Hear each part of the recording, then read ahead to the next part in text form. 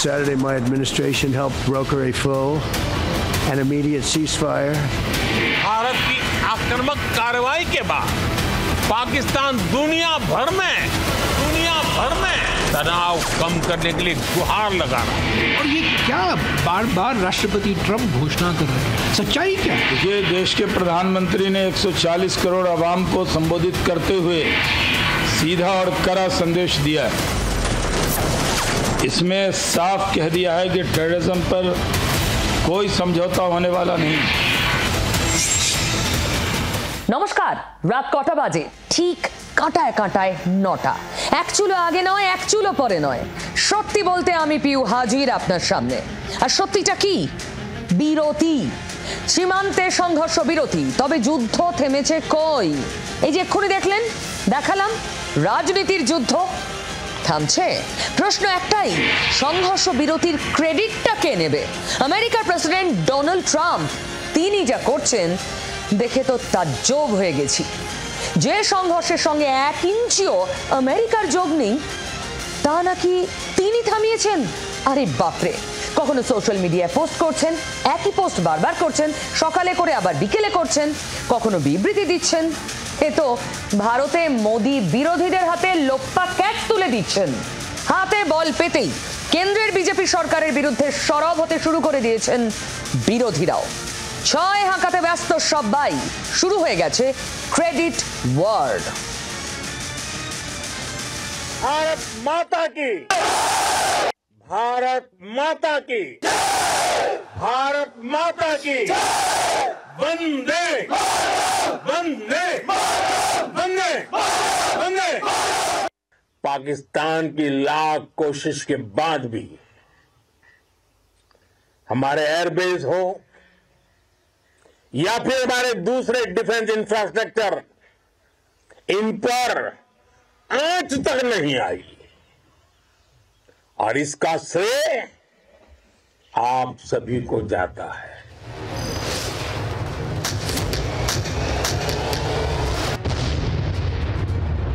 পাকিস্তানের মুখে ঝামা ঘষে দিয়েছে ভারতের সামরিক বাহিনী। দুনিয়ার সামনে ইসলামাবাদের মুখোশ চুরমার।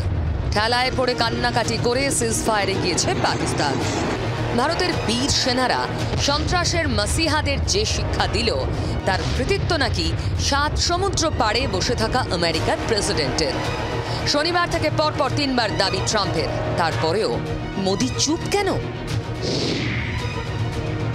इधर prime minister Modi ji address करने वाले थे, उसके पहले ट्वीट कर दिया उन्होंने। ये तमाम बातें जो हो रही है इसका जवाब प्रधानमंत्री जी ने दिया, ये मेरी शिकायत उनसे। বিরোধীদের প্রশ্ন একটাই, ভারতের যে কথা ঘোষণা করার তা ট্রাম্প করছেন কিভাবে? এ তো ভারতের স্বাধীন বিদেশ নীতিতে আঘাত। এখন মোদি চুপ কেন? ये पक्ष विपक्ष का मामला नहीं है, हमें हमारे टॉप लेवल से इसका प्रतिकार करना चाहिए। 1971 সালের প্রেক্ষাপটে তৎকালীন প্রধানমন্ত্রী ইন্দিরা গান্ধী যেভাবে মার্কিন প্রেসিডেন্ট নিক্সনের বিরোধিতা করে বলেছিলেন, সে কথা টেনেই সরব হচ্ছে হাত শিবির। ইন্দিরার পুরনো সাক্ষাৎকার পোস্ট করে সোশ্যাল মিডিয়ায় তাঁরা লিখেছেন, ভারতের ভবিষ্যৎ ভারতীয়রাই ঠিক করবে। Well, the future of India is for us to decide and we will fight it out in India. I don't think it's anybody else's business. পাল্টা সুর চড়িয়েছে পদ্ম শিবিরও। ফের চেনা লড়াইয়ে যুযুধান দুপক্ষই। I find it very fascinating that the Congress party has to grab onto Indira Gandhi and historical figures. Why don't they tell us about what they are doing today? কে কি করছে তা নিয়ে লড়াই। সর্বদল বৈঠকে বিষয়টি নিয়ে জবাব চাওয়া হবে বলে জানিয়েছে হাত শিবির। 1971 সালে ইন্দিরার সঙ্গে মোদির তুলনা করে আপাতত 1 ইঞ্চিও জমি ছাড়তে নারাজ তারা।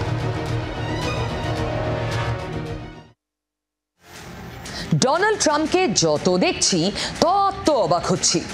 ভারত তো একটিবারের জন্য বলেনি, আসুন আমাদের পাকিস্তানের সঙ্গে সংঘাত থেকে বাঁচান, লড়াই থামান। তাহলে এভাবে নায়ক হওয়ার চেষ্টা কেন? আদতে কাকে বাঁচাতে চাইছে আমেরিকা? স্বার্থটা কোথায়? স্বাধীন সার্বভৌম ভারতের নাগরিক হিসেবে আমার প্রশ্ন, আমেরিকাকে এই অধিকার কে দিয়েছে? নেপথ্যে ঠিক কোন কূটনীতি? নিজেকে ফের সর্বশক্তিমান প্রমাণের চেষ্টা করছে আমেরিকা। উপমহাদেশে নিজের কর্তৃত্ব স্থাপনের চেষ্টা করছেন ডোনাল্ড ট্রাম্প। সাউথ এশিয়া তিনি কন্ট্রোল করবেন, তার কথায় উঠবে নামবে ভারত, পাকিস্তান, বাংলাদেশ সব। ইসলামাবাদকে নিজের পক্ষে রাখার চেষ্টা করছে ওয়াশিংটন। আন্তর্জাতিক বিশেষজ্ঞদের একাংশ কি বলছে জানেন? আসলে পাকিস্তানের হয়েই ব্যাট ধরছে আমেরিকা। কারণ ভারত নয়, যখন তখন পাকিস্তানের মাটি ব্যবহারের সুযোগ হাতছাড়া করতে চাইছেন না ট্রাম্প। পাকিস্তানের রোল সেখানে একটা মার্সেনারি স্টেট, যখন প্রয়োজন হবে আমেরিকার স্বার্থে সে আসবে। আমেরিকা পাকিস্তানকে ব্যবহার করেছেন। কিন্তু এই দাদাগিরি আমরা মানবো কেন? কেন লাউড অ্যান্ড ক্লিয়ার মেসেজ দেওয়া হবে না? আমি যতটা অবাক হচ্ছি ট্রাম্পের দাপাদাপিতে, তার চেয়েও বেশি অবাক হচ্ছি আরে ট্রাম্প এমন লাফাচ্ছে, ভারত তাকে থামাচ্ছে না কেন? সূত্রের খবর, ভারত আমেরিকাকে জানিয়েছে পাকিস্তান বা কাশ্মীর প্রসঙ্গে কোনো মধ্যস্থতা মানা হবে না। সোমের পর মঙ্গল জোড়া ভাষণে এই কথা কেন প্রকাশ্যে বড় বড় করে লাউড অ্যান্ড ক্লিয়ারলি বলে দিলেন না প্রধানমন্ত্রী? ট্রাম্পের আগ বাড়িয়ে মধ্যস্থতা করার চেষ্টার সুযোগ নিয়ে ফের কাশ্মীর ইস্যু আলোচনার টেবিলে তোলার চেষ্টা চালাবে ইসলামাবাদ, এটা তো পরিষ্কার। সন্ত্রাস দমনে যে নিউ নর্মালের কথা প্রধানমন্ত্রী বলছেন, কূটনীতিতে সেটা কবে হবে? ট্রাম্পের এই সিজফায়ার দাবির পর সময় এসেছে ফের লাউড অ্যান্ড ক্লিয়ার হওয়ার। ঠিক যতটা লাউড অ্যান্ড ক্লিয়ার হলেন নরেন্দ্র মোদী আদমপুরের এয়ারবেসে গিয়ে। ওই যে তিনি আবার বক্তব্য রাখলেন প্রায় 8 ঘন্টা, আর পিছনে ততক্ষণ ধরে থাকলো আমাদের S-400 এর স্ট্রাকচারটা। উনি মুখে বললেন না, কিন্তু ছবিটা লাউড অ্যান্ড ক্লিয়ার ছিল। বার্তাটা এটাই ছিল, পাকিস্তানের দাবি ভুয়ো। তাহলে ট্রাম্পের ক্ষেত্রে সেই বার্তাটা লাউড অ্যান্ড ক্লিয়ার নয় কেন? তবে এটা ঠিক, আমাদের প্রধানমন্ত্রী অ্যাকশন মোডে। পাঞ্জাবের আদমপুর বায়ুসেনা ঘাঁটিতে প্রধানমন্ত্রী অপারেশন সিঁদুরের সাফল্যের জন্য সেনাবাহিনীকে কুর্নিশ করেছেন। করার মতোই আমাদের সেনাবাহিনী তো তেমনই করেছে। S-400 পিছনে আর সামনে দাঁড়িয়ে ভূয়সী প্রশংসা প্রধানমন্ত্রীর। ভারতের এয়ার ডিফেন্স সিস্টেম কত ভালো তার বর্ণনা প্রধানমন্ত্রী দিলেন। পাকিস্তানকে নিশানা করে ফের বললেন পরমাণু হামলার হুমকি ভারত সহ্য করবে না।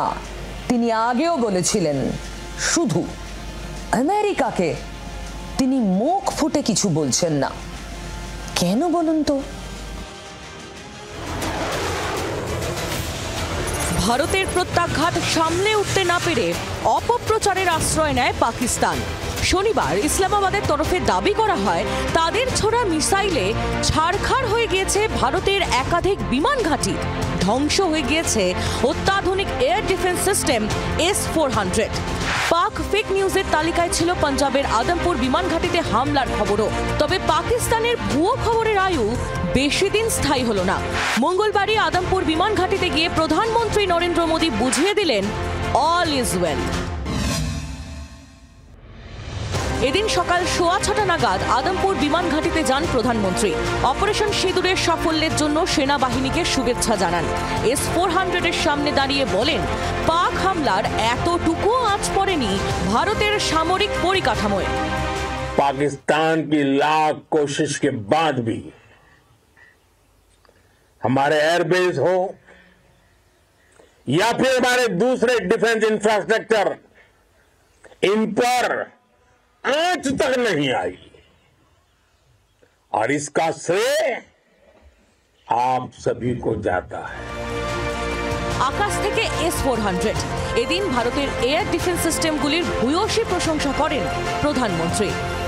या फिर आकाश जैसे हमारे मेड इन इंडिया प्लेटफॉर्म हो, इनको S-400 जैसे आधुनिक और सशक्त डिफेंस सिस्टम ने अभूतपूर्व मजबूती दी है। एक मजबूत सुरक्षा कवच भारत की पहचान बन चुकी है। সীমান্ত পার থেকে সন্ত্রাসবাদী হামলা হলেই প্রত্যাঘাত করবে ভারত। আদমপুর বিমান ঘাঁটিতে দাঁড়িয়ে ভারতের নতুন রণনীতিও মনে করিয়ে দিলেন মোদি।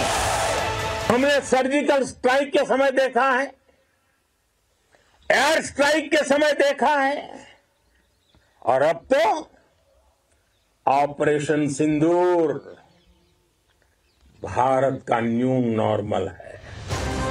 সোমবারে জাতির উদ্দেশ্যে ভাষণে পাকিস্তানকে কড়া হুঁশিয়ারি দেন প্রধানমন্ত্রী। সন্ত্রাসের বিরুদ্ধে জিরো টলারেন্স নীতির কথা বলেন। সিন্ধু জলবন্টন চুক্তির নাম না করেও বলেন জল আর রক্ত একসঙ্গে বইতে পারে না। এদিনও সন্ত্রাসবাদ আর পাকিস্তানকে এক সুরে বাঁধলেন মোদি। বুঝিয়ে দিলেন সীমান্তের ওপারেও বাড়তে দেওয়া যাবে না সন্ত্রাসবাদী।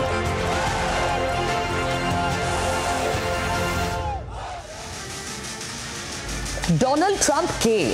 আমেরিকার প্রেসিডেন্ট। কিন্তু কি জানেন তো, এই বিরাট পদমর্যাদা ছেড়ে কোথায় যেন তিনি ওই পাড়ার পঞ্চায়েতের মোড়লের পদে নিজেকে নামিয়ে আনছেন বারবার। ওই যে গায়ে পড়ে মোড়লগিরি করছেন, বলে না কথায় বাংলায়, গায়ে মানে না আপনি মোড়ল, অনেকটা সেরকম। আমি থামিয়ে দিয়েছি লড়াই, আমি বলেছি দু দেশকে, ভারত আর পাকিস্তানকে, থামো, না হলে কিন্তু তোমাদের সঙ্গে ব্যবসা করব না। এটা অনেকটা জ্যাঠামশাই গোছের ভাব। কিন্তু উনি যে এত দাবি করছেন, তারপরেও কি থামছে সবকিছু? হ্যাঁ, অনেক কমেছে। কিন্তু আজ সোপিয়ানে কি হলো? আরো তো ঘন্টা দুয়েকের গুলির লড়াই দেখলাম আমরা। আবার তো তপ্ত হলো কাশ্মীর। সোপিয়ানে সেনা আর জঙ্গির মধ্যে গুলির লড়াইয়ে খতম 3 লস্কর জঙ্গি। নিহতদের মধ্যে একজন the resistance front operational commander, মানে টিআরএফ এর কমান্ডার। যতটুকু জানতে পারছি, টিআরএফ এর কাশ্মীর হেড, তাকে নিকেশ করেছে আমাদের সেনা, গর্ব করার মতোই। আচ্ছা, এখানে ট্রাম্প কেন লাফালাফি করবে? পেহেলগাঁও হামলার পিছনে লস্করের এই ছায়া সংগঠন টিআরএফ এরই হাত ছিল। টিআরএফ লস্করের শ্যাডো হয়ে কাজ করে। লস্কর সামনে আসে না, এগিয়ে দেয় টিআরএফ কে, যার কাশ্মীর হেডকে আজ আমরা খতম করতে পেরেছি।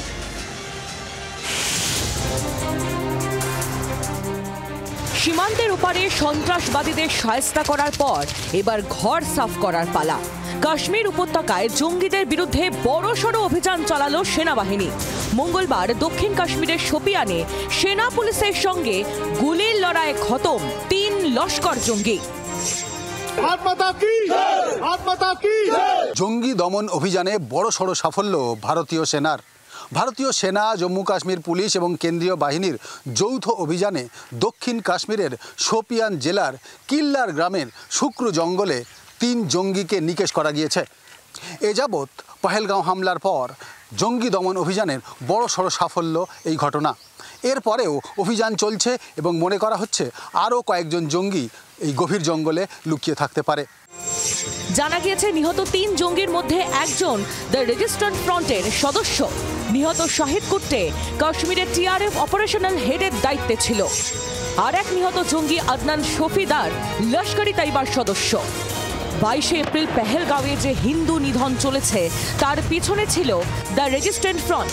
লস্করের ছায়া সংগঠনগুলির মধ্যে অন্যতম টিআরএফ, যাদের সামনে রেখে কাশ্মীর উপত্যকায় সন্ত্রাসের কারবার চালায় পাক জঙ্গি সংগঠন লস্কর। এদিকে পেহেলগাঁও হামলায় সরাসরি জড়িত জঙ্গিদের খোঁজে পোস্টার পড়ল উপত্যকায়। 3 পাক জঙ্গি স্কেচ আগেই প্রকাশ করেছিল পুলিশ। এবার তাদের ছবি ছাপিয়ে পোস্টার পড়ল শোপিয়ানের রাস্তায়।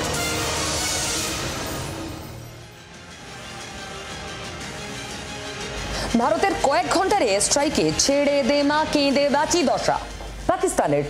সিজ ফায়ারের পর আবার যে কে সেই পাকিস্তান, সোপিয়ান দেখলেন, আবার মুখে যুদ্ধের কথা। আজব ব্যাপার। এদিকে ট্রাম্প লাফাচ্ছেন আমি সব থামিয়ে দিয়েছি। পাকিস্তান সিজ ফায়ারে সম্মত হয়ে নিজেরাই কেঁদে কোকিয়ে ফোন করেছিল। অথচ দেখুন, স্বভাব তো মরলে যায় না। কাচের ঘরে বসে ঢিল ছোড়া শুরু করে দিয়েছেন ইশাকদার, খ্বাজা আসিফরা। নির্দিষ্ট তথ্যে নেই, প্রমাণ নেই, ফের ভারতের বিরুদ্ধে হুঁশিয়ারি, হুঙ্কার। নির্লজ্জতার নতুন মাইল ফলক তৈরি করছে পাকিস্তান। যে দেশে জঙ্গিদের দফতরে সরকারি অফিস হয়, তাদের থেকে আমরা কি আশা করতে পারি? এই যে ইশাকদার নতুন করে কিসের হুঙ্কার দিচ্ছে? হুঙ্কারটা ভারতও দিয়ে রাখছে কিন্তু প্রতিবার। আজ সন্ধেও বিদেশ মন্ত্রক বলেছে পাকিস্তান যদি গুলি করে পাল্টা ফায়ার আমরা করব, আর পাকিস্তান যদি থেমে থাকে আমরাও থেমে যাব। হুঁশিয়ারিটা ভালো করে শুনুক পাকিস্তান। এয়ার স্ট্রাইক বন্ধ হয়েছে, তবে ওয়াটার স্ট্রাইক নিয়ে একেবারে চুপ নয়াদিল্লি। চোখে অন্ধকার দেখে আবার ভুল বকতে শুরু করে দিল Islamabad. The National Security Committee of Pakistan declared that if this treaty is tempered, if the water is diverted, if water is stopped, we'll treat it as an act of war. রক্ত আর জল একসঙ্গে নয়, পেহেলগাঁও হামলার পরেই স্পষ্ট ভাষায় জানিয়ে দিয়েছে ভারত। ভারতের অভিযানে ঝাঁঝরা হওয়ার পরেও পাক বিদেশমন্ত্রীর এই মন্তব্য বুঝিয়ে দিচ্ছে সীমান্তে গোলাগুলি থেমেছে, তবে পাকিস্তানের মন বদল হয়নি। যে দেশে জঙ্গির শেষকৃত্যে সেনা প্রশাসনের কর্তারা হাজির থাকেন, তাদের থেকে আর কি বা আশা করা যেতে পারে? আজব দাবি করেছেন পাক প্রতিরক্ষা মন্ত্রীও। পাক সংবাদ মাধ্যমে খ্বাজা আসিফের নতুন দাবি, আমেরিকা, কানাডা আর পাকিস্তানে সন্ত্রাসে মদদ দিচ্ছে ভারত। এই নিয়ে নাকি প্রমাণ আছে পাকিস্তানের হাতে। কোন প্রমাণের কথা বলছেন খ্বাজা আসিফ? তার কাছে ইন্টেলিজেন্স মানে তো social media. Very specific allegation of 5 fighter jets shot down. Where's the evidence for that, sir? It's all over the social media, on Indian social media, not on our social media. তা ভারতের বিরুদ্ধেও কি সেই social মিডিয়ায় প্রমাণ? পাকিস্তানের social media মানে যে মিথ্যার বন্যা, সেটাও তো প্রমাণিত। এটাই পাকিস্তান। ভারতের সঙ্গে সংঘর্ষে 11 সামরিক কর্মীর মৃত্যু হয়েছে যে দেশে, সেখানে এখন বিজয় উৎসব।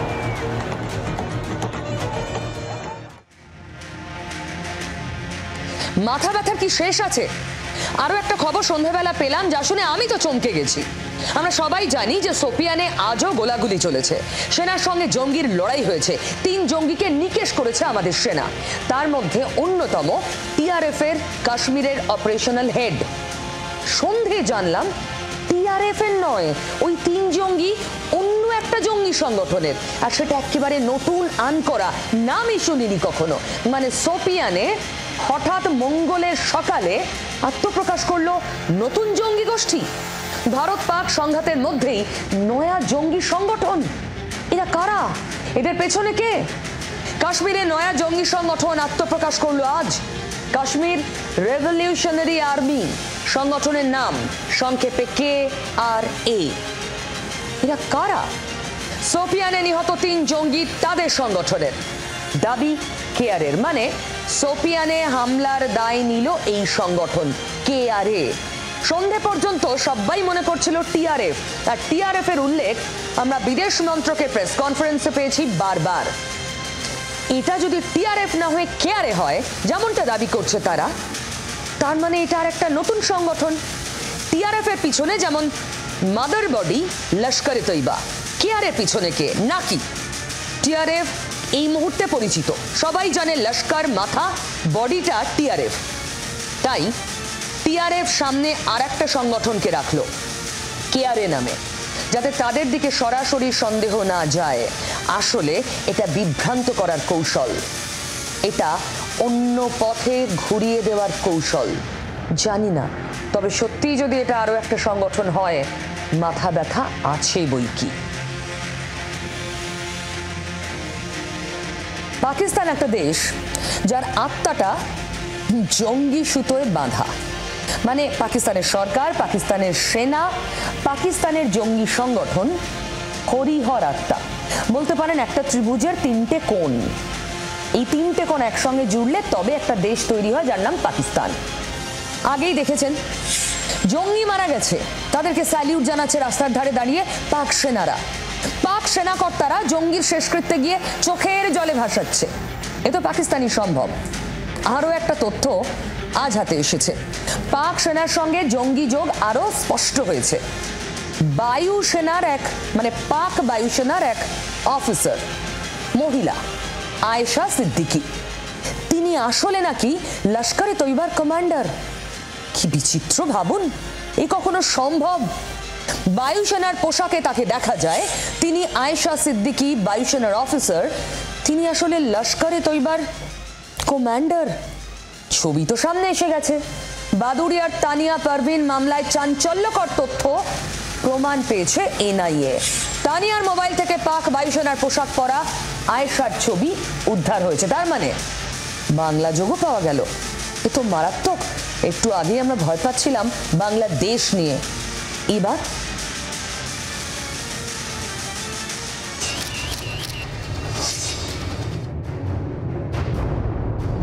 পাক সেনার সঙ্গে ফের মিলল জঙ্গি যোগের প্রমাণ। সেদেশের বায়ুসেনার পোশাকে কুখ্যাত জঙ্গি সংগঠন লস্কর ই তৈবার মহিলা কমান্ডারের ছবি প্রকাশ্যে আসতেই শোরগোল পড়ে গিয়েছে। 2020 সালে বসিরহাটের বাদুড়িয়া থানার রঘুনাথপুরে জঙ্গি যোগ সন্দেহে গ্রেফতার করা হয়েছিল তানিয়া পারভিন নামে এক কলেজ ছাত্রীকে। তানিয়া পারভিন মামলার তদন্তে সন্ত্রাসবাদীদের সঙ্গে পাক সেনার যোগ আরও স্পষ্ট হয়। 2020 সালে রাজ্য পুলিশের এসটিএফ বসিরহাটের বাদুরিয়া থেকে কলেজ ছাত্রী তানিয়া পারভিনকে গ্রেপ্তার করে এবং তারপরেই তদন্ত শুরু করে এনআইএ। তদন্তে নেমে কর্ণাটক থেকে ইদ্রিস এবং কাশ্মীর থেকে আলতাফ আহমেদ নামে এক স্কুল টিচারকে গ্রেপ্তার করা হয়। সেই সূত্রেই উঠে আসে লস্কর ই তৈবার এই মডিউলের কথা এবং এই তানিয়া পারভিনের মোবাইলের ডিলিটেড চ্যাট হিস্ট্রি সূত্রেই উঠে আসে পাকিস্তানের সারগোদার বাসিন্দা আয়েশা সিদ্দিকি ওরফে আয়েশা বুরহানের তথ্য। এই আয়েশা সিদ্দিকি আদতে এলইটির মহিলা কমান্ডার। বাদুড়িয়ার তানিয়া পারভিন মামলায় বিস্ফোরক তথ্য সামনে এসেছে। পাক সন্ত্রাসবাদের যোগসূত্র পেল এনআইএ। পাক কাশ্মীরকে শেহজাদিয়া নামে গ্রুপ চালাতো তানিয়া। সূত্রের খবর, তানিয়ার মোবাইলের গ্রুপ চ্যাট উদ্ধার এনআইএর। মোবাইল থেকে মেলে কয়েকটি পাকিস্তানি নম্বর, মেলে পাক বায়ুসেনার পোশাকে থাকা আয়েশার ছবি। সারগোদার বাসিন্দা আয়েশা লস্করের মহিলা কমান্ডার। ভারতের প্রত্যাঘাতে ক্ষতিগ্রস্ত হয় সারগোদা বিমান ঘাঁটি। লস্কর কমান্ডার আয়েশা কি পাক বায়ুসেনায় কর্মরত? তদন্তে নেমে তদন্তকারী অফিসারদের হাতে আয়েশা সিদ্দিকির একাধিক পাকিস্তানের বায়ুসেনার পোশাকে থাকা ছবি সামনে এসছে এবং তদন্তকারী অফিসারদের অনুমান এই আয়েশা সিদ্দিকি পাকিস্তানের বায়ুসেনার কর্মী এবং একই সঙ্গে এলইটির কমান্ডারও। তার বিভিন্ন যে মোবাইল নম্বর সেগুলিও সরকারি নাম্বার এবং এই সমস্ত ফটো দিয়েই ইন্টারন্যাশনাল ফোরামে জমা করা হয়। তার বিরুদ্ধে রেড কর্নার নোটিশও জারি হয়েছে। কিন্তু এই সমস্ত তথ্য পাকিস্তানকেও দেওয়া হয়, কিন্তু তাদের দাবি এটা সম্পূর্ণ পর্যাপ্ত এবং দায়সারা মনোভাব এক্ষেত্রেও দেখায় পাকিস্তান। পাক প্রশাসনের মদতে জঙ্গিদের যে এত বারবারন্ত সে প্রমাণ বারবার মিলেছে। ভারতের অপারেশন সিঁদুরে খতম পাক জঙ্গিদের শেষকৃত্য হয় রাষ্ট্রীয় মর্যাদায়। শেষকৃত্যে পাক সেনার তাবর কর্তাদের হাজির থাকতে দেখা যায়। নিহত জঙ্গিদের রীতিমতো স্যালুট ঠুকে বিদায় জানাতে দেখা যায় পাক সেনা কর্তাদের। জঙ্গিদের সঙ্গে যে বরাবর হাত মিলিয়ে চলে সে দেশের সেনা, তার ছবি প্রকাশ করে আন্তর্জাতিক মহলের কাছে প্রমাণ করে দিয়েছে ভারত। এবার সেনার পোশাকে লস্করের মহিলা কমান্ডারের ছবি তাতে নতুন করে শিলমোহর দিল।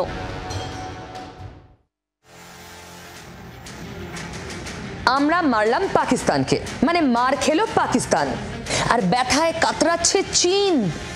বন্ধু বলে কথা, কোথাকার আঘাত কোথায় গিয়ে লাগছে কে জানে। চীনা অস্ত্র আর এয়ার ডিফেন্স কিনে ভারতের স্ট্রাইকে খান খান হয়েছে পাকিস্তান। ভারতের সীমান্ত এলাকায় মাটিতে লুটোচ্ছে চীনের তৈরি missile. Shown on the screen is a probable enemy PL-15 missile, which is of Chinese origin. This missile has missed its target, and you can see the pieces. और हमारे देश की जो इंडिजिनस कैपेबिलिटी है काउंटर यूएस के लिए, उसने दिखा दिया है कि चाहे किसी भी तरह की टेक्नोलॉजी आ जाए, हम उसको काउंटर करने के लिए तैयार हैं। ভারত এই ছবি প্রকাশ করার পর বেজিং এর মুখে কম কালি তো লাগেনি। শুধুই কি আর মান সম্মান? এই অস্ত্র বেচে তো কোষাগার ভরায় চীন। গোটা দুনিয়ার কাছে ফলাও করে বলে, দারুণ, আমরা যা বানাচ্ছি নিয়ে দেখুন। পাকিস্তানে দেখা গেল চীনা অস্ত্রের ব্যবহারের ফল। এবার আর কে কিনবে এই চাইনিজ অস্ত্র? কেন বলছি দেখুন, ইউক্রেন যুদ্ধের পর রাশিয়া একটু ব্যাকফুটে। রাশিয়ার অস্ত্রবাজার দখল করার স্বপ্ন দেখছিল চীন। পাকিস্তানের বেহাল ছবি সামনে আসার পর সেই স্বপ্নে বিরাট ধাক্কা। স্টক মার্কেটেও ধাক্কা খাচ্ছে অস্ত্র নির্মাতা সংস্থাগুলো। চীনা অস্ত্রের মান নিয়ে প্রশ্ন আরো বড় হয়ে গেল। 2016 থেকে 2020 চীনা অস্ত্রের বাজার 7.8% পড়ে যায়। যে খারাপ মানের অস্ত্র নিয়ে এতদিন প্রশ্ন উঠতো তা এবার হাতে নাতে প্রমাণ করে দিয়েছি আমরা। চীনের সাধের PL-15 মিসাইল, দেখুন ছবি। এই ছবি বুঝিয়ে দিচ্ছে চীন আদতে কি বানায়। ওই যে কথায় বলে ফলে এনো পরিচয়তে। অবস্থা বুঝে ইসলামাবাদকে অস্ত্র দেওয়ার কথা বেবাক অস্বীকার করতে শুরু করেছে বেজিং। বলছে না না, ওসব আমাদের তৈরি নয়, আমরা বানাইনি। আর কি বলতে পারে বলুন? দুদিন আগেও খবর ছিল বিরাট বিমান নাকি পৌঁছেছে পাকিস্তানে। সে কথা রীতিমতো বিবৃতি দিয়ে অস্বীকার করছে চীন। এই অস্ত্র নিয়ে আগামীতে ভারতকে আক্রমণ করার স্বপ্ন দেখছে পাকিস্তান, নাকি এরপর শতবার ভাববে? পাকিস্তান ভিক্টরি ডে পালন করছে, শুনেছেন তো? ছবিও দেখাবো। পাকিস্তানে 3 দিন ধরে বিজয় উৎসব পালিত হচ্ছে। কেন কেউ জানে না। ওরা আমাদের কেঁদে কোকিয়ে ফোন করলো, কাকুতি মিনতি করলো, সংঘর্ষ বিরতি চাই, সংঘর্ষ বিরতি চাই। হলো। ওরা যদি আক্রমণ আর না করে আমরা আর কিচ্ছু করব না। এটা কি বিজয় বলে? এটার আবার সেলিব্রেশন? কে জানে বাবা। ওদিকে ট্রাম্পের কথা যদি ধরি, ট্রাম্পও তো বলছে আমি ভয় দেখিয়েছি, বাণিজ্য বন্ধ করে দেব, তবে গিয়ে থেমেছে। তা বিজয়টা কোথা থেকে হলো কেউ জানে না। আসলে মাথাটা আর বোধহয় কাজ করছে না ওদের দেশের কর্তাদের। না হলে কেউ এমন করতে পারে বলুন? আমরা বলেছি কাশ্মীর ছাড়া কোনো বিষয়ের কথা হবে না, সিজফায়ার ছাড়া অন্য কোনো বিষয়ে কথা হবে না। সিন্ধু জল চুক্তি স্থগিত রয়েছে, বাণিজ্য বন্ধ এখনো রয়েছে, ডাক বন্ধ এখনো রয়েছে, চেনাবের জল যা ছিল তাই আছে। পাকিস্তানে তো বিজয়ের কোনো লক্ষণ কোথাও নেই। পাকিস্তান তো দেশটার নাম, লোককে দেখাচ্ছে আমাদের ভয় ডর নেই। তবে এই চেনাবের একদম উপকণ্ঠে আর একটু গেলেই পাকিস্তান। আমার সহকর্মী রাজীব পৌঁছে গিয়েছিল আজ। রাজীব কি দেখলো দেখুন একবার। পাকিস্তানের একেবারে সীমান্ত এলাকায় পার্কওয়াল গ্রামে আমরা রয়েছি। যে ব্রিজ তৈরি হচ্ছে এটি জম্মুর একদিকে জড়িয়া, একদিকে পার্কওয়াল। এই ব্রিজ তৈরির কাজ এখন অসম্পূর্ণ রয়েছে। ব্রিজটি তৈরি হলে দুটি শহর, ছোট শহর জুড়ে যাবে। উন্নয়নশীল ভারত তাদের উন্নয়নের কথা ভাবছে, আর পাকিস্তান তাদের বেয়াদপি একের পর এক করে চলেছে। এই চেনাব নদীর জল ভারত বন্ধ করেনি। যখন সিন্ধু নদীর জল বন্ধ হয়েছে তখনও পাকিস্তানের তৃষ্ণা মেটাচ্ছে এই চেনাব নদীর জল।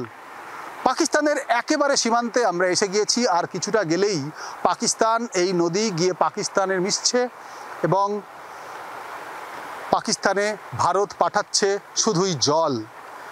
এরপরেও যদি পাকিস্তান ভারতকে আক্রমণ করে, রক্ত ঝরানোর চেষ্টা করে, তখন ভারত এই চেনাব বা চন্দ্রভাগা নদীর জলও বন্ধ করতে পারে। অপারেশন সিঁদুরের পর থেকেই আন্তর্জাতিক মহলে ঘোরাফেরা করছিল নানান কনস্পিরেসি থিওরি। ভারত কি পাকিস্তানের পরমাণু ঘাঁটিতে আঘাত করেছে? সে জল্পনা অনেকটা বেড়েছে এক লাফে গতকাল, যখন ট্রাম্প থেকে মোদি দুজনের মুখেই নিউক্লিয়ার থ্রেটের কথা শুনলাম, যা আজও রিপিট করলেন প্রধানমন্ত্রী।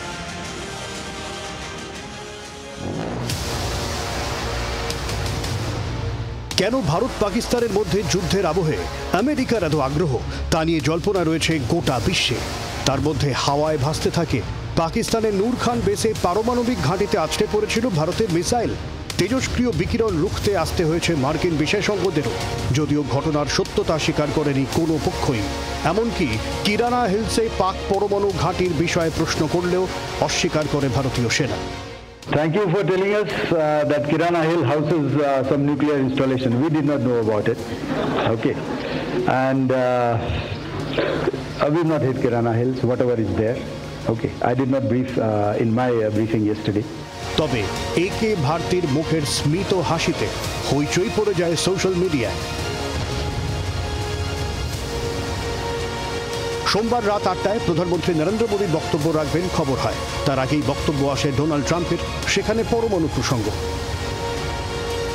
On Saturday, my administration helped broker a full and immediate ceasefire, I think a permanent one, between India and Pakistan, ending a dangerous conflict of two nations with lots of nuclear weapons.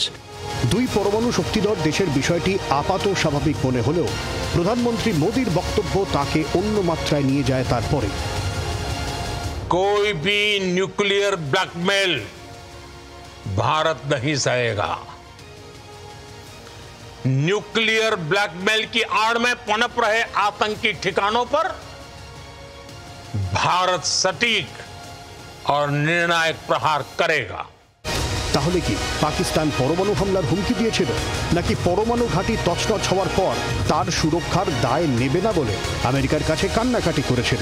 কেন পাকিস্তানে বিশেষজ্ঞ বিমানের আগমনের খবর এত জোরদার? কেন তেজস্ক্রিয় বিকিরণ রুখতে কার্যকরী রাসায়নিক বোরন নিয়ে আসা ইজিপ্টের বিমানের আগমনের খবরে চর্চা? পুরোটাই জিও পলিটিক্সের গোপন অন্দরমহলের খবর। পাকিস্তানের মাটিতে এখনো কি আমেরিকার ঘাঁটি থেকে গিয়েছে? এখনো কি পাকিস্তানের নিউক্লিয়ার প্রোগ্রামে আমেরিকার হাত? প্রশ্নের উত্তর হাতড়াচ্ছে আন্তর্জাতিক সম্পর্ক বিশেষজ্ঞরা।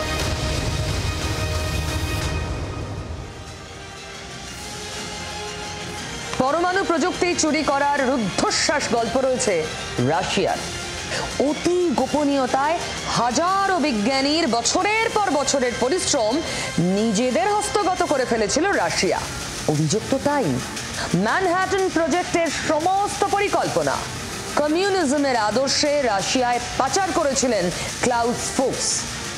নারায়ণ সান্যালের বিখ্যাত উপন্যাস বিশ্বাসঘাতক অনেকেই পড়েছেন, কিন্তু সে ছিল বিশ্ব শক্তি ভারসাম্যের খাতিরে, আদর্শের খাতিরে। আব্দুল কাদের খানের মতো ক্ষমতালোভী স্মাগলার জঙ্গি রাষ্ট্রের নির্মাণ কার্যের বিষয়টা আলাদা। নেদারল্যান্ডসের প্রাক্তন প্রধানমন্ত্রী রুড লাভার্স 2005 সালে বিস্ফোরক দাবি করেন। তিনি বলেন 1975 সালে ডাচ কর্তৃপক্ষের নজর ছিল পাক বিজ্ঞানী আব্দুল কাদের খানের ওপর। সন্দেহ দৃঢ় হওয়ায় আব্দুল কাদের খানকে গ্রেপ্তারের পরিকল্পনাও ছিল নেদারল্যান্ডস প্রশাসনের। অন্তত দুবার গ্রেফতারির পরিকল্পনা প্রায় পাকা হয়ে গিয়েছিল, 1975 সালে একবার, আর একবার 1986 সালে। কিন্তু দুবারই ডাচ পুলিশের সামনে ঢাল হয়ে দাঁড়ায় মার্কিন গোয়েন্দা সংস্থা CIA। কাদের খান নেদারল্যান্ডস ছেড়ে পাকিস্তানে আসার পরেও তার বিরুদ্ধে সেখানে মামলা চলে।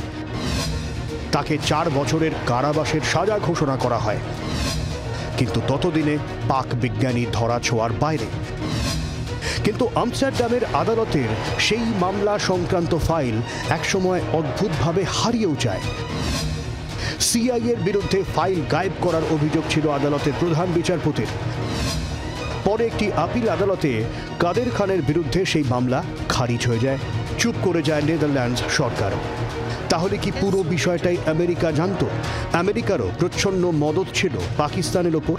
কিন্তু চীনকে রুখতে ভারতই নাকি আমেরিকার বড় ভরসার জায়গা। তাহলে কেন পাকিস্তানকে পরমাণু প্রযুক্তি দিয়ে এত বড় ভুল করলো আমেরিকা? এই প্রশ্নের উত্তর খুঁজতে হলে সেই সময়কার ভূ রাজনৈতিক পরিস্থিতির দিকে নজর দিতে হবে, যেখানে আমেরিকার মূল থ্রেট চীন নয়, ছিল তৎকালীন সোভিয়েত ইউনিয়ন। আফগানিস্তান দখল নিয়ে তখন পাকিস্তানি হয়ে উঠেছিল আমেরিকার খুঁটি। পাকিস্তানকে মার্কিন অ্যাটমিক গিফট সেই কারণেই কি?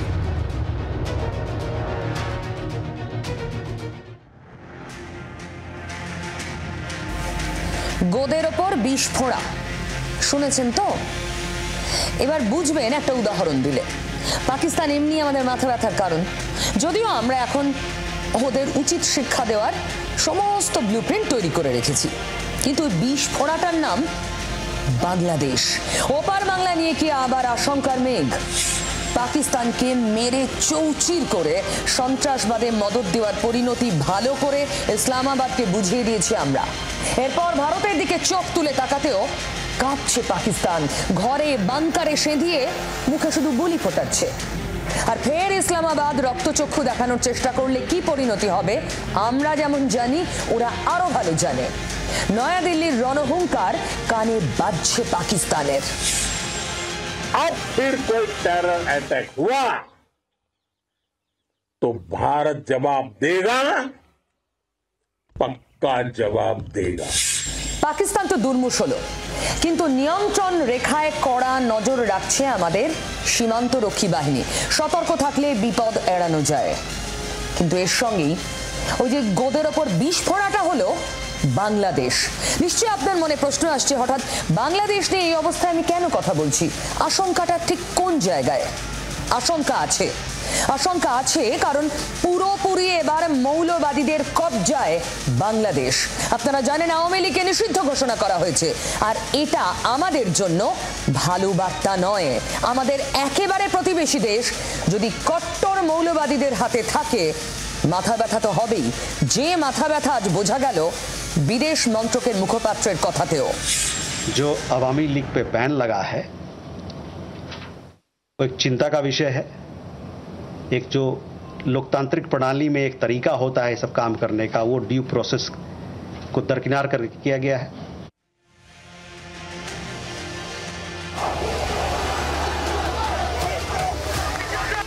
বাংলাদেশের যে গণতান্ত্রিক প্রক্রিয়ার যে ইতিহাস এবং বাংলাদেশের স্বাধীনতা সংগ্রামের ইতিহাস সেটা অফিশিয়ালি মুছে দেওয়া হলো।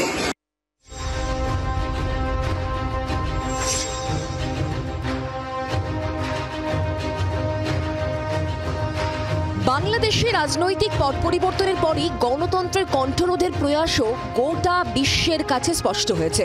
এবার একেবারে গণতন্ত্রের টুটি চেপে ধরল মোহাম্মদ ইউনূসের সরকার। আওয়ামী লীগের কার্যকলাপ আগেই নিষিদ্ধ হয়েছিল বাংলাদেশে, এবার শেখ হাসিনার দলকেই নিষিদ্ধ ঘোষণা করা হলো। মঙ্গলবার আওয়ামী লীগের রেজিস্ট্রেশন বাতিল করল বাংলাদেশের নির্বাচন কমিশন। ফলে বাংলাদেশের আগামী সাধারণ নির্বাচনে লড়তে পারবে না হাসিনা দল। ফের পদ্মাপাড়ে ইতিহাসের পুনরাবৃত্তি হলো। 1958 সালে তৎকালীন পূর্ব পাকিস্তানে রাজনৈতিক অস্থিরতার জেরে সামরিক শাসন জারি হলে আওয়ামী লীগ সহ সব দলকে নিষিদ্ধ করা হয়েছিল। আবার শেখ মুজিবুর রহমানের দেশে নিষিদ্ধ হলো তাঁর দল। বাংলাদেশে আওয়ামী লীগের ব্যান হয়ে যাওয়ার ঘটনা সত্যি খুব মর্মান্তিক। আওয়ামী লীগ হচ্ছে বাংলাদেশের প্রথম রাজনৈতিক দল এবং বাংলাদেশের স্বাধীনতা সংগ্রামের সাথে সম্পৃক্ত একটি দল, শেখ মুজিবুর দ্বারা গঠিত একটি দল, যার সাথে বাংলাদেশের সাধারণ মানুষের যেমন আবেগ জড়িয়ে আছে।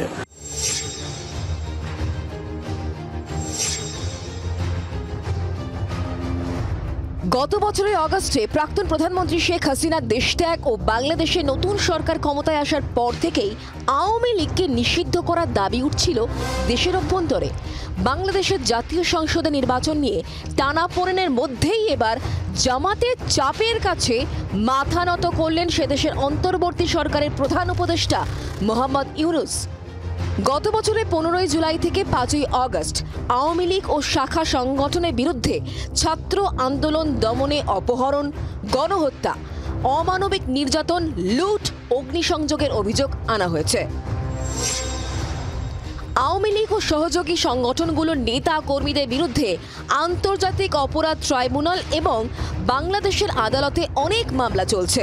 ঢাকার তরফে বিজ্ঞপ্তি জারি করে জানানো হয়েছে, আন্তর্জাতিক অপরাধ ট্রাইব্যুনালে শেখ হাসিনার বিচার শেষ না হওয়া পর্যন্ত পদ্মাপাড়ে নিষিদ্ধ করা হলো আওয়ামী লীগকে।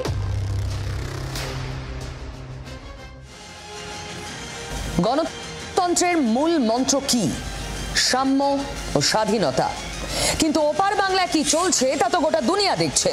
শেখ হাসিনার সরকারের পতনের পরেই বাংলাদেশ জুড়ে নৈরাজ্যের রাজত্ব, যে অরাজকতার পদে পদে পাকিস্তানের পদধ্বনি। দুষ্কৃতীদের উন্মত্ত তাণ্ডব লীলা দেখেছে বাংলাদেশ। কুখ্যাত জঙ্গিদের জেল থেকে ছেড়ে দেওয়া হয়েছে, জেলে পুরে রাখা হয়েছে নিরস্ত্র নিরপরাধ হিন্দুদের। জেল ভেঙে সন্ত্রাসবাদী ও দুষ্কৃতীদের পালিয়ে যেতে দেখা গেছে। এক কথায় পদ্মাপাড়ের মুক্তাঞ্চলে সন্ত্রাসবাদী দুষ্কৃতীদের অবাধ বিচরণ ক্ষেত্র। জঙ্গি দুষ্কৃতীদের উন্মত্ত তাণ্ডব লীলাও দেখা গেছে বাংলাদেশে। জঙ্গি চাষ করা পাকিস্তানের স্বভাব।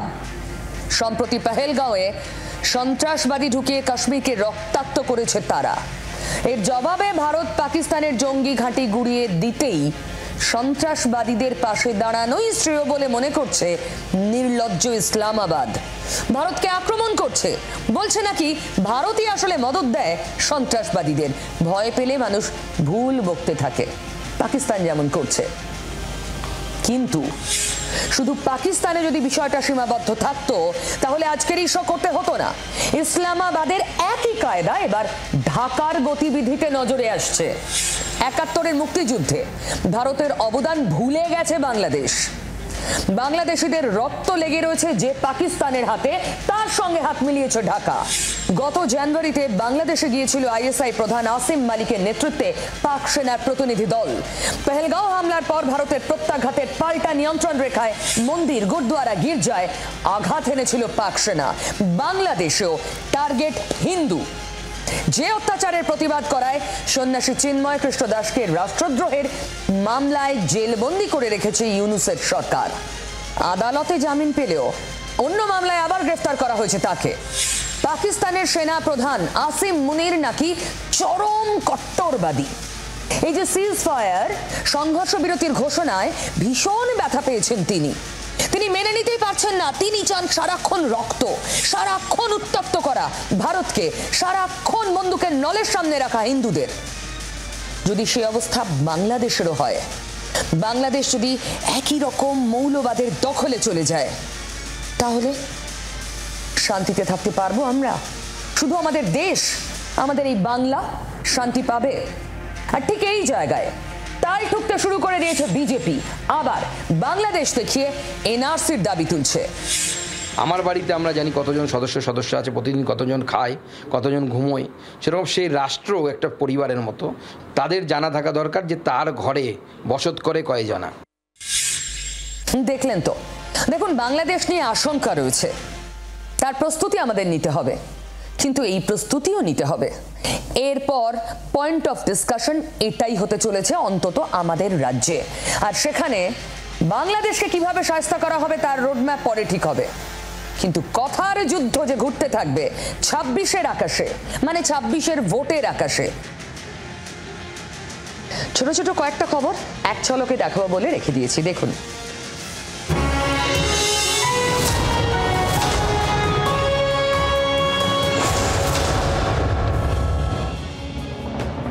পাকিস্তানের মিথ্যার পর্দাফাঁস। অক্ষত আদমপুর এয়ারবেসে খোদ প্রধানমন্ত্রী মোদীর সঙ্গে এক ফ্রেমে ভারতের game changer air defence S-400 পাক সেনার গুঁড়িয়ে দেওয়ার দাবি মিথ্যে প্রমাণিত।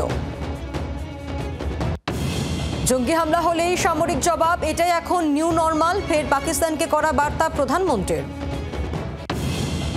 হেরেও উৎসব পাকিস্তানের। ইসলামাবাদকে খোঁচা নয়াদিল্লির। কাশ্মীর নিয়ে তৃতীয় পক্ষের হস্তক্ষেপ মানবে না ভারত, সাফ বার্তা ভারতের বিদেশ সচিবের।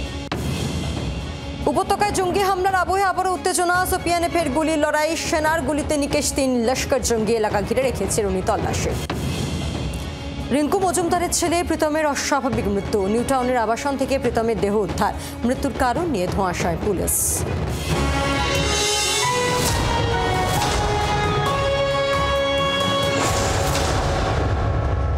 সংঘর্ষ বিরতি চলছে। সোপিয়ান ছাড়া তেমন বড় কোনো অঘটন পাকিস্তান এখনো ঘটায়নি। আবার কেয়ারে নামে সংগঠন আত্মপ্রকাশ করেছে, তো সেখানেও পাক যোগ এখনো স্পষ্ট করা যাচ্ছে না, কিন্তু ২-১ দিনের মধ্যেই সামনে আসবে। এটাও পাকিস্তানে জন্ম নেওয়া কিছু বা TRF এর কোনো ছায়া হতে পারে। সে যাই হোক, বিভিন্ন সীমান্তে একটা দুটো ড্রোন রোজই অবশ্য ওড়াচ্ছে ইসলামাবাদ, কিন্তু সেটাকেও যথেষ্ট দক্ষতার সঙ্গে সামলাচ্ছে আমাদের সেনা। তবু যেহেতু দেশটার নাম পাকিস্তান, আমরা চোখ কান খুলে রেখেছি। গোলাগুলি যখন তখন ছোড়াছুড়ি হতেই পারে, কিন্তু নিয়ন্ত্রণ রেখায় সংঘর্ষ বিরতি যখন চলছে গোটা দেশ জুড়ে, তখন স্বাভাবিকের পথে যাচ্ছে কি? নিয়ন্ত্রণ রেখা বরাবর, সীমান্ত বরাবর আমাদের দেশের মানুষ তাদের স্বাভাবিক জীবনে এখনো আতঙ্ক গ্রাস করে রয়েছে ওইসব এলাকায়। কারণ আওয়াজ কানে এলেই বুক কেঁপে উঠছে, আবার কিছু হবে না তো। তাই ভয়ে স্কুল খুললেও স্কুল মুখই হচ্ছে না ছোট ছোট বাচ্চারা, শিক্ষকরাও। তাই ক্লাসরুম আমাদের ক্যামেরায় যা ধরা পড়েছে তাতে এক কথায় বলা যায় খা খা। দিন কয়েক আগেও কচি কাঁচাদের চিৎকারে, কচি কাঁচাদের আওয়াজে, কচি কাঁচাদের লেখাপড়ার শব্দে ভরে থাকতো যে ক্লাসরুম, সেই ক্লাসরুম এখন ফাঁকা। নেই শিক্ষক, নেই পড়ুয়া। কচি কাঁচারা নিজেদের গ্রাম ছেড়ে, স্কুল ছেড়ে এখন অনেক দূরত্বে নিরাপদ আশ্রয়ে গিয়ে ঠাঁই নিয়েছে। আর স্কুলের বোর্ড এখনও নামতা শেখাচ্ছে ফাঁকা ক্লাসরুমকে, যেখানে এই জানালা দিয়ে যখন তখন আসতে পারে গুলি, শত্রু দেশ পাকিস্তানের গুলি এসে বিদ্ধ করতে পারে শিক্ষককে, পড়ুয়াদের। নিরাপত্তা নেই, সুরক্ষা নেই, তাই নিরাপত্তা এবং সুরক্ষার স্বার্থে পুলিশ প্রশাসন এবং ভারতীয় সেনা স্কুল বন্ধ রাখার সিদ্ধান্ত নিয়েছে। কচিকাচারা চলে গিয়েছেন নিরাপদ দূরত্বে। উপত্যকা যখন শান্তিতে ফিরছে, যখন ছন্দে ফিরছে, তখনও এই ক্লাসরুম এখনো বন্ধ। ঠিক কবে স্কুল চালু হবে তা জানেন না গ্রামবাসীরা। অনেক খবরের ভিড়ে ভীষণ মন খারাপ করা একটা খবর রয়েছে। খবরটা বলতেও খারাপ লাগছে, কিন্তু তবুও দিলীপ ঘোষ যে কথাটা বলেছেন সেটা না কানে বাজছে। সদ্য বিয়ে করেছেন দিলীপ ঘোষ, তার স্ত্রী রিঙ্কু মজুমদারের প্রথম পক্ষের একমাত্র সন্তান, যার অস্বাভাবিক মৃত্যু হয়েছে আজ। শহরের একটি বাসভবন থেকে তার দেহ উদ্ধার হয়েছে। তো খুব স্বাভাবিকভাবেই শোকে পাথর হয়েছেন রিঙ্কু।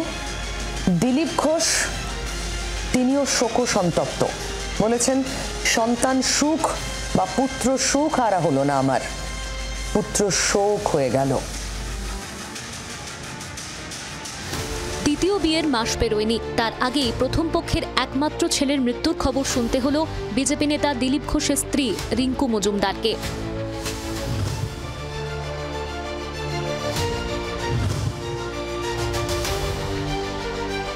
মঙ্গলবার সকালে নিউ টাউনের আবাসনে অচৈতন্য অবস্থায় উদ্ধার করা হয় রিঙ্কুর ছেলে প্রীতম দাশগুপ্তকে। বিধাননগর হাসপাতালে নিয়ে আসা হলে চিকিৎসকেরা মৃত ঘোষণা করেন। তথ্য প্রযুক্তি সংস্থার কর্মী ছিলেন প্রীতম। পরিবারের সঙ্গে কথা বলে জানা গিয়েছে প্রীতম নিয়মিত নার্ভের ওষুধ খেতেন। অতীতে নিউরো অ্যাটাক হয়েছিল প্রীতমের। সোমবার রাতে প্রীতমের বাড়িতে ছিলেন তার বান্ধবী। প্রীতমের নিউ টাউনের বাড়িতে ছিলেন অফিসের 2 সহকর্মীও। মঙ্গলবার সকালে প্রীতমের মুখ থেকে গ্যাঁজলা উঠতে দেখা যায়। রিঙ্কু মজুমদারকে ফোন করেন প্রীতমের বান্ধবী। আজকে সকালবেলা প্রীতম তার মামার সঙ্গে, মামার পরিবারের সঙ্গে দুর্গাপুর যাওয়ার প্ল্যান করেছিল। সেই দুর্গাপুরে মামার পরিবারের সঙ্গে প্রীতমের যাওয়া সম্পূর্ণভাবে স্থির, এবং সেই মামা এবং তার যে মামি, তাদের সঙ্গে রাত 12:30-1টা পর্যন্ত প্রীতমের কথা কিন্তু চলে টেলিফোনে।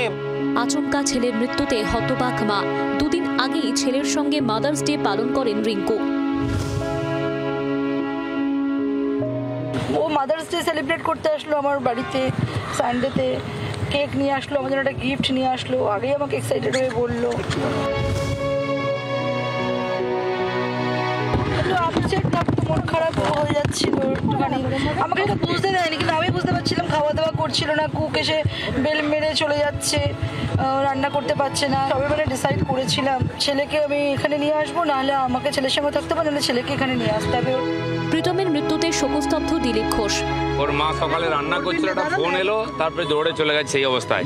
আর এখন এখানে এসে পৌঁছেছি আমরা। তো আমিও কিছু বুঝে উঠতে পারছি না কি হয়েছে, কেন হয়েছে। পুরোটা একটা মিস্ট্রি হয়ে গেছে। সন্দেহ করে নিয়ে এরকম হতে পারে। আগের থেকে আমার সঙ্গে ছেলের পরিচয় ছিল, তাকে খেলা দেখাতে নিয়ে গেছি। খুবই ভালোবাসতো, আমার একটা তার প্রতি মোহ এসে গেছিল। প্রীতমের ছোটবেলার অনেকটাই সময় কেটেছে হালি শহরে। তার মৃত্যুর খবর প্রকাশ্যে আসতেই স্তম্ভিত জেঠু জেঠিমা। আমরা চাইছি সঠিকভাবে এর সঙ্গে যদি কেউ জড়িত থাকে, তার যেন প্রশাসনের তরফ থেকে সঠিকভাবে তদন্ত হোক, আসল তথ্যটা বেরিয়ে আসুক। গত 18ই এপ্রিল বিবাহ বন্ধনে আবদ্ধ হন বিজেপি নেতা দিলীপ ঘোষ ও রিঙ্কু মজুমদার। মায়ের বিয়েতে উপস্থিত থাকতে না পারলেও যেই 24 ঘন্টাকে খোলা মনেই প্রতিক্রিয়া জানিয়েছিলেন প্রীতম। মা ও মায়ের নতুন জীবনসঙ্গীর জন্য শুভেচ্ছা বার্তাও ছিল প্রীতমের তরফে। আমি খুবই খুশি, আমি এই দিনটার জন্য খুবই খুশি আজকে। আর আমি মায়ের জন্য খুব খুশি যে উনি ফাইনালি সেটেল ডাউন করছেন একজন ভালো মানুষের সাথে। উনি তো সমাজের জন্য, আমার জন্য অনেকগুলো বছর দিয়েছেন। তো এবার ওনার ব্যক্তিগতভাবে ওনার মনে হয়েছে উনি সেটেল ডাউন করবেন। আমি মাকে খুবই সাপোর্ট করে এসেছি এবং ভবিষ্যতেও করবো। কোনো জল্পনার কারণ নেই। আমি নিজে ব্যক্তিগতভাবে ওখানে প্রেজেন্ট থাকলে আমিও খুব হ্যাপি হতাম, আমার মা খুব হ্যাপি হতো, উনিও হ্যাপি হতো খুব। কিন্তু আমি স্যাডলি নেই, কিন্তু আমার সম্মতি সম্পূর্ণ আছে এই বিষয়টা নিয়ে। ছেলের মৃত্যুর খবর পেয়ে হাসপাতালে ছুটে যান প্রীতমের বাবা, রিঙ্কুর প্রথম পক্ষের স্বামী। আরজিকর মেডিকেলে প্রীতমের ময়নাতদন্ত হয়। ময়নাতদন্তের প্রাথমিক রিপোর্টে উল্লেখ, অগ্ন্যাশয় রক্তক্ষরণের জেরে মৃত্যু হয়েছে তার। বেড়ে গিয়েছিল লিভার, কিডনি, হৃদযন্ত্রের আকারও।